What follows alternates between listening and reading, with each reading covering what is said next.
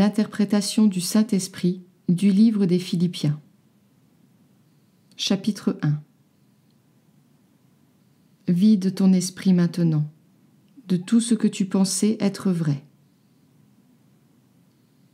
Accepte la grâce et la paix de Dieu comme ton véritable héritage. Je prie pour vous signifie « Je sais qui vous êtes, je sais qui je suis, et je sais ce que nous sommes ensemble. » Je prie pour vous signifie « Je sais que nous ne sommes pas séparés, mais reliés par Dieu, qui est mental et esprit. » Je prie pour vous signifie « Je reconnais notre unité, et je reconnais qu'en demandant pour vous, je recevrai aussi. » Je prie pour vous et la déclaration de foi que ce que tu vois, sens et vis n'est pas la totalité de ce qui est. C'est une déclaration par laquelle tu annonces que l'effet est le résultat de l'intention et que tu peux affecter l'intention. Il ne peut y avoir de chaîne entravant le mental ou l'esprit.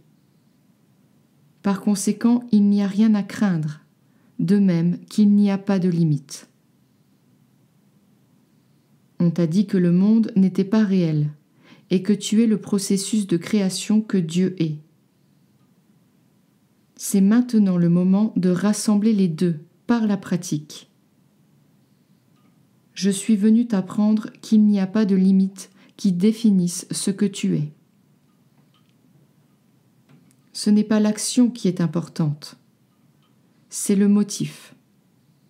Le motif détermine tout, car le motif, c'est l'objectif, et l'objectif est tout. Tu reçois selon le motif que tu formules. Le motif, c'est ce qui détermine tout, parce que le motif, c'est l'objectif. Tu recevras selon l'objectif que tu poursuis. Par conséquent, tu dois te demander « Quel est mon objectif ?» Car si tu ne connais pas ton motif, alors tu ne sais pas ce que tu vas recevoir. Mais quand tu connais ton motif et quand tu sais que tu l'as objectivement choisi, tu peux être sûr que tu sauras. Car tu sais que tu vas recevoir selon le motif que tu as présenté. La foi n'est en aucune manière la mort, car tu as foi en ce que tu crois. Mais je te demande de prendre ce qui suit en considération. Est-ce que ce que tu crois, est-ce que tu as choisi selon ce qui fonde ton motif ? Peux-tu avoir des fondations sans immeuble et un immeuble sans fondation ? Si ta foi est divisée et séparée de ton motif, tel sera certainement le résultat. Pour recevoir selon ton motif, ton immeuble et tes fondations doivent être un. En tout, aie foi dans ton motif, ou alors ton motif n'est pas celui que tu formules. Car c'est par la foi que tu t'es livré ton motif. La mort, c'est le motif sans la foi.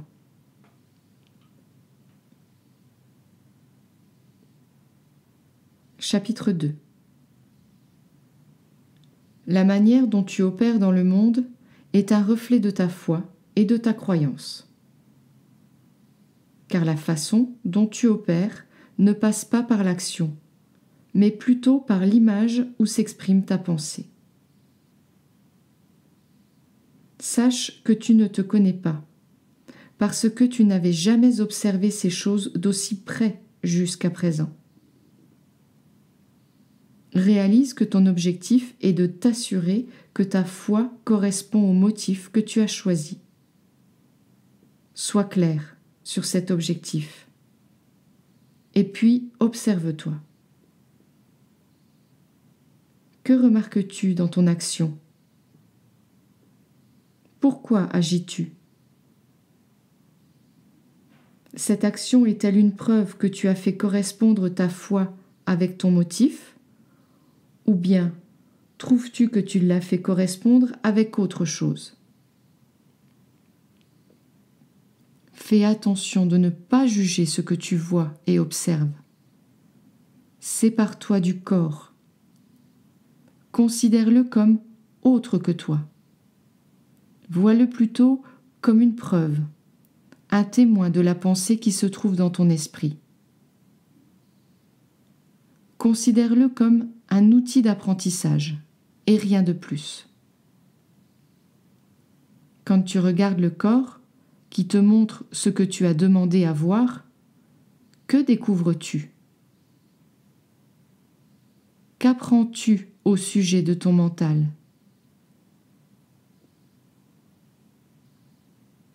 Réalise maintenant ce que tu es en regardant ce corps et en apprenant de lui.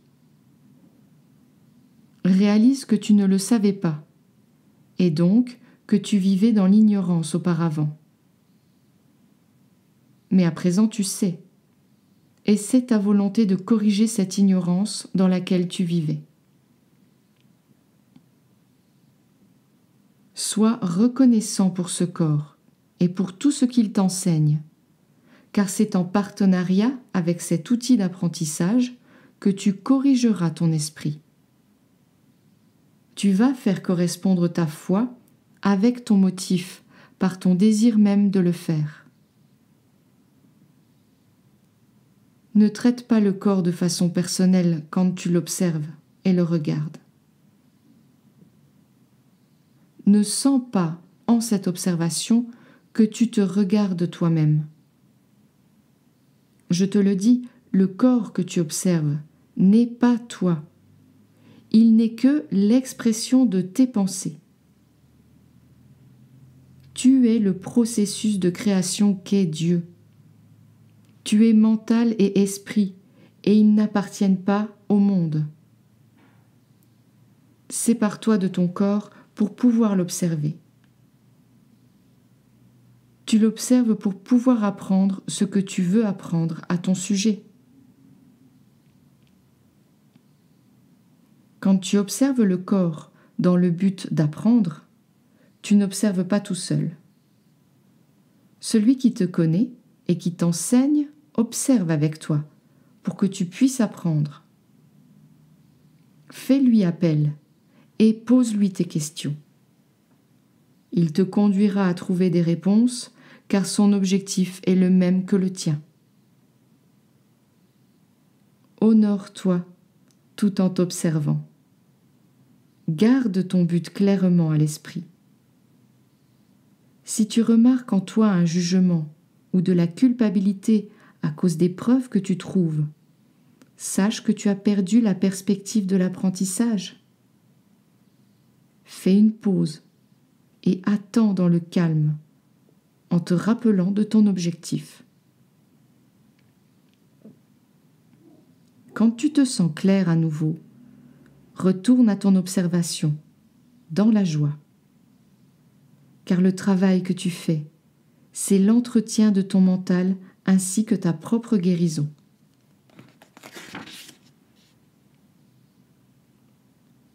Chapitre 3. Il est important de se rappeler que le monde n'est pas réel.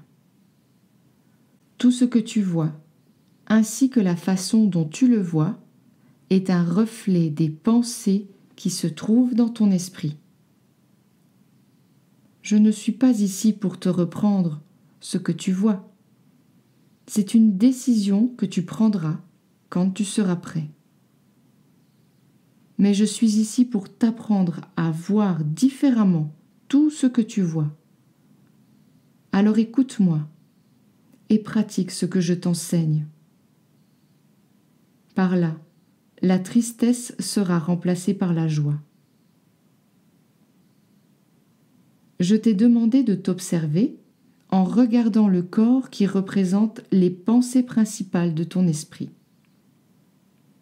Il se peut que tu trouves cela difficile à faire, parce que tu crois que tu es ce corps.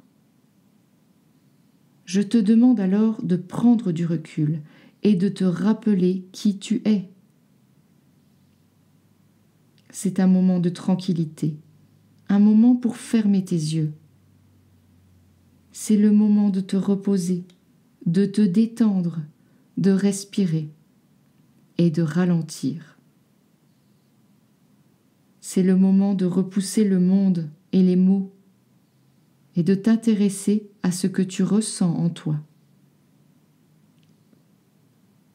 Que remarques-tu quand tu te penches pour faire l'inventaire de tes sentiments? Quand tu les invites à ta conscience, que vois-tu? Je te dis que, quand les mots ou les situations du monde seront absents, tu trouveras une myriade de sentiments en toi. Il y aura un sentiment de culpabilité et un désir de condamner. Il y aura de la peur, une forte envie de te défendre et la pensée d'attaquer. Il y aura de la tristesse, de la solitude et le sentiment d'être isolé.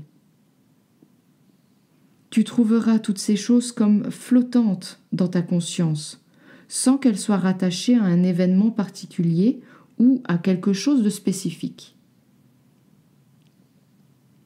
À présent, va plus en profondeur, plonge en dessous des sentiments que tu as trouvés. Demande ce qu'il y a d'autre à voir. Peut-être arriveras-tu à un sentiment très personnel. Il semblera très fort, comme un mur. Ce sentiment-là te dit que tu es ce que tu n'es pas. Alors ne t'arrête pas pour l'écouter. Demande au mur de s'ouvrir comme une porte. Dis-lui que tu es là pour entendre la vérité. Quand le mur s'ouvre, traverse-le avec le désir de découvrir ce qui était caché. En le traversant, tu remarqueras que tu te sens plus léger, comme si de lourds fardeaux t'avaient été retirés. Continue de marcher et remarque ta joie. C'est un sentiment qui est naturel et léger. Et puis, reste calmement dans la pièce dans laquelle tu es entré. Demande à tout ce qui s'y trouve de venir se montrer à toi. Ce dont tu fais maintenant l'expérience, baigné dans la lumière et la vérité du cœur. C'est ce que tu es. Dans ta propre perception, tu n'es pas parfait, à cause des sentiments que tu as trouvés à l'extérieur de la porte. Ces sentiments, tu les vois manifestés dans le monde. Le monde est un lieu qui semble te fournir la cause de ces sentiments, mais il s'agit là de l'illusion du monde. Tu les as trouvés en toi sans cause. C'est pourquoi tu les vois dans le monde. Tu regardes à travers le filtre de ton esprit. Je suis venu t'enseigner à voir différemment. Alors je te le dis, regarde à nouveau. Ce que tu vois n'est qu'à la surface. Va en profondeur pour voir ce qui est vraiment là. Arrête-toi un instant quand tu observes ce corps dans le monde. Observe ce qu'il fait et ce à quoi il pense. Est-il conscient du vrai toi, des sentiments au-delà de la porte?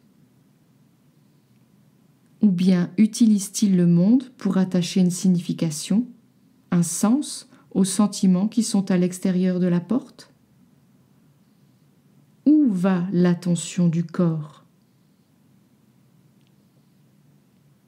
Considère le corps comme l'outil qui tente de donner une signification à tes sentiments. Si tu ressens de la culpabilité, il trouvera un scénario qui aura l'air d'être à l'origine de la culpabilité. Mais la culpabilité était déjà dans ton esprit. Quand tu vois le corps faire ces choses, souviens-toi de qui tu es. Ce que tu observes, c'est le reflet de pensées qui sont dans ton esprit. Tu donnes ce que tu reçois. Le sentiment de culpabilité vient de toi, puis part dans le monde et te revient exactement comme il a été donné. Vois ce que tu es. Vois que tout vient de toi. Puis vois que tu n'es pas ces sentiments qui sont à l'extérieur de la porte. Vois que ces sentiments ne sont rattachés à rien. Prends le temps de traverser le mur. Trouve-toi toi-même et relâche ces sentiments-là dans le monde.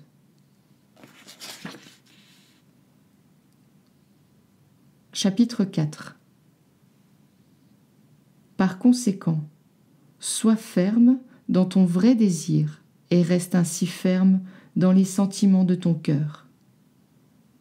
Ne sois pas distrait. Sois l'amour que tu es, et l'amour que tu es te sera connu. Réjouis-toi dans la gratitude de ton soi, et c'est ton soi que tu verras en toutes choses. Sois ferme dans l'objectif de ton cœur, et ton objectif se démultipliera en toi.